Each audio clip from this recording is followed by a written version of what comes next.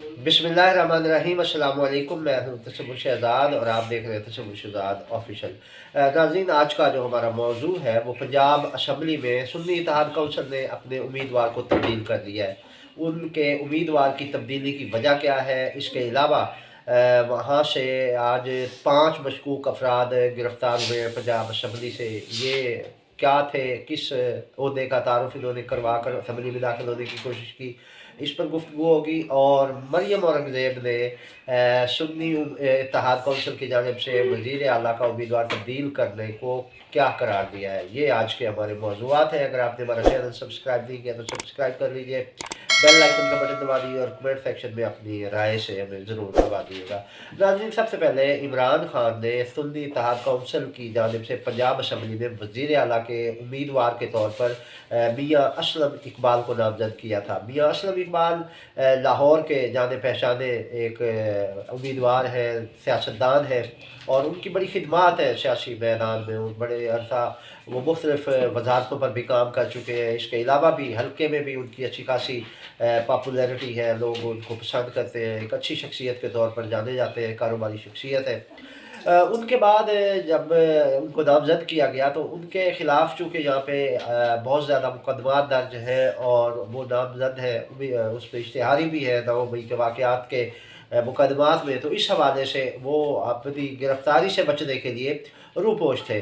तो गुज़श्ता दिनों वो पेशावर में सामने आए, उन्होंने प्रेस कॉन्फ्रेंस भी की और कहा कि वो पंजाब असम्बली में पहुँचेंगे और इलेक्शन लड़ेंगे। मगर यहाँ पर दिलचस्प बात ये है कि बल्कि ये दिलचस्प और अफसोसनाक और तशवीशनाक और ख़तरनाक बात है कि पेशावर हाई कोर्ट ने उन्हें ज़मानत दे दी और गिरफ़्तार ना करने का हुक्म दिया और बाकायदा वहाँ पर जो सरकारी वकील थे उनको कहा कि आप इस पर अमल दरामद करवाएं और पंजाब के आईजी को ये पैगाम पहुँचाएं कि इन्हें गिरफ़्तार ना किया जाए।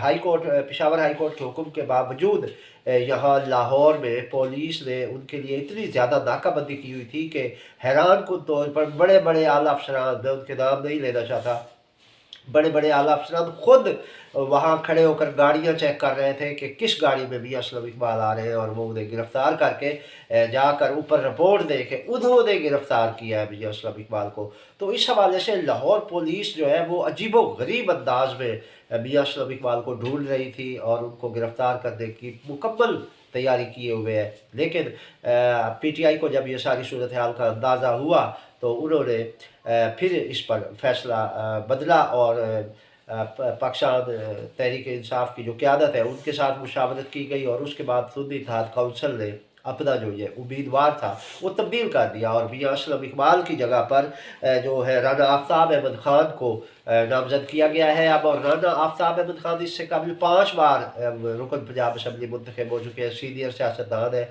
और अच्छे समझदार शख्सियत के मालिक है।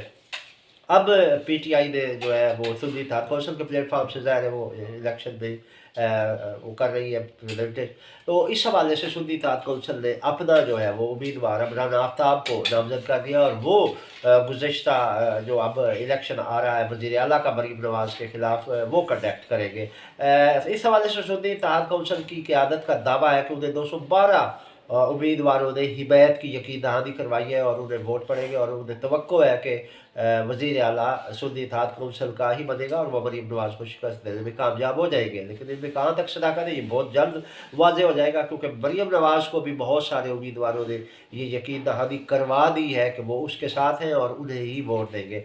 अब देखना ये है कि कौन वज़ीर आला बनता है। पंजाब की पग जो है वो किसके साथ सजती है, वो मरीम नवाज़ बनती है या राना आफ्ताब। अब देखते हैं कि क्या होता है, ये बहुत जल्द वाज़ेह हो जाएगा। इसके अलावा नाज़रीन, जो सूरत हाल थी पंजाब असम्बली के बाहर की, मलिक मोहम्मद अहमद ख़ान नून लीग के वो स्पीकर पंजाब असम्बली मुंतखब हो चुके हैं और उन्होंने अपना जो है वो खिताब भी किया, बड़ा धड़ल्ले वाला उनका खिताब था और उसको बड़ा सराहा जा रहा है। और नून लीग वाले खसूसी तौर पर उनके पहले खिताब को जो है वो बड़ा सराह रहे हैं कि उन्होंने मुखालफिन की बोलती बंद कर दी है।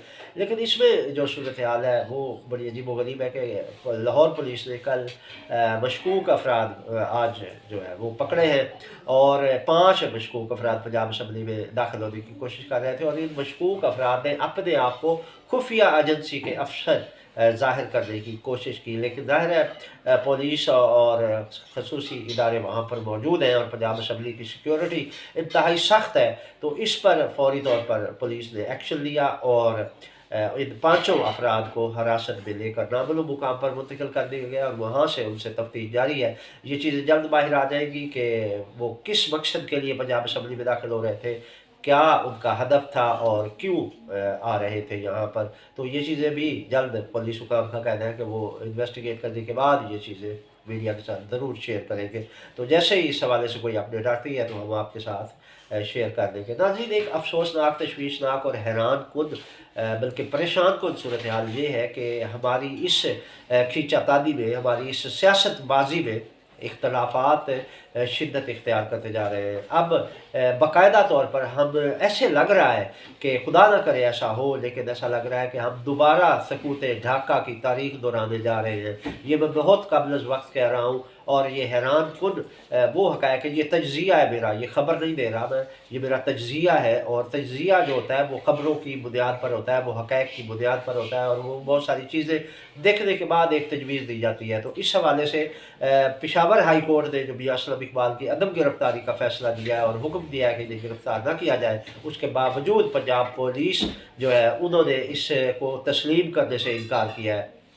یعنی پشاور ہائی کورٹ کا جو فیصلہ ہے اس کو پنجاب نے تسلیم کرنے سے انکار کیا ہے۔ اس کا مطلب ہے کہ انہوں نے کے پی کے کی حکومت کو ہی ریجیکٹ کر دیا ہے۔ یہ اہم ادارہ ہے، ایک اہم ادارہ یہ حکم دے رہا ہے، یہ فیصلہ دے رہا ہے کہ وہ اس میں نہ آئے، یہ اقدام نہ کرے، میاں اسلم اقبال کو گرفتار نہ کرے، لیکن اس ہائی کورٹ کی جو ہے وہ آرڈر کو نظر انداز کیا جا رہا ہے۔ اس سے ایک خلا پیدا ہو رہا ہے اور یہ خلا خطرناک ثابت ہو سکتا ہے۔ اس سے یہ ہو سکتا ہے کہ مستقبل میں جو پختونوں کے دل میں پنجاب کے لیے نفرت پیدا ہو سکتی ہے، اور اگر یہی صورتحال رہی تو اس کے نتائج بہت بھیانک ہو سکتے ہیں۔ یہ وہی سقوط ڈھاکہ والی، جیسے میں نے پہلے عرض کیا کہ اس طرف معاملات جا رہے ہیں، لہٰذا کم از کم اداروں کو اس پر ایک رہنا چاہیے، ایک پیج پر رہنا چاہیے، اور متفقہ طور پر جو قانون ہے اس کے مطابق فیصلے ہونے چاہیے۔ یہ کسی کی خوش نودی کے لیے نہیں ہونے چاہیے، کسی کو خوش کرنے کے لیے نہیں ہونے چاہیے، کسی کی خوش آمد میں نہیں ہونے چاہیے،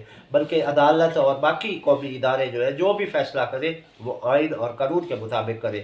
اگر اس طرح فیصلوں کو ٹھکرایا جاتا رہا، عدالتی فیصلوں کی تذلیل کی جاتی رہی، تو اس کے جو انجام ہوگا اس کا وہ بڑا بھیانک ثابت ہو سکتا ہے۔ تو اس کے لیے پاکستان کے جو ذمہ دار ادارے ہیں، پاکستان کے جو ذمہ دار حکام ہیں، پاکستان کے جو ذمہ دار اور سینئر سیاستدان ہیں، ان کو اس حوالے سے اپنی جو ہے نا وہ باقاعدہ سٹینڈ لینا ہوگا اور اس پوزیشن کو اور اس بنتے ہوئے ماحول کو روکنا ہوگا، کیونکہ اگر یہ وہی ماحول بن گیا تو پھر پاکستان کی سلامتی خطرے میں پڑ سکتی ہے۔ تو اس کے لیے دشمن جو ہے وہ اپنی سازشیں کر رہا ہے، وہ جلتی پر تیل ڈال رہا ہے، لیکن اس کے لیے ہمیں بیداری کا مظاہرہ کرنا ہوگا اور دیکھنا ہوگا کہ ہمارا دشمن کہیں ہم اب دشمن کی چال میں تو نہیں آ گئے، کہیں اس کے جان سے میں آ کر اس کے ایجنڈے کو تو تکمیل تک نہیں پہنچا رہے۔ تو اس کے لیے ہمیں اپنی آنکھیں کھلی رکھنا ہوگی۔ یہ تھی ناظرین اب تک کی اپڈیٹ۔ تصور شہزاد کو اجازت دیجیے، اللہ نگہبان۔